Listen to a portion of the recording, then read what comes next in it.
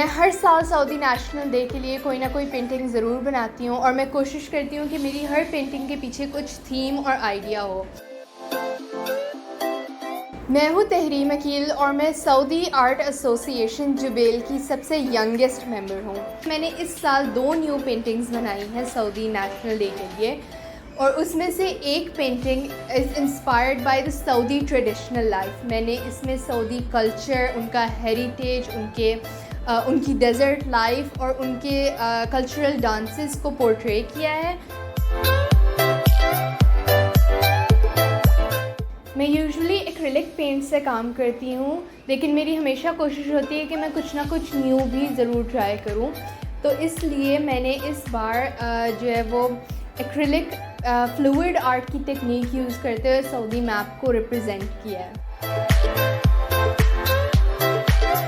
मेरी ये दोनों पेंटिंग्स डिफरेंट एग्जीबिशंस में डिस्प्ले हो रही हैं उनके नेशनल डे इवेंट्स पे, और मेरी हमेशा यही कोशिश होती है कि यहाँ पर सऊदी अरेबिया में रहते हुए मैं पाकिस्तान को रिप्रेजेंट करूँ और पाकिस्तान का नाम रोशन करूँ।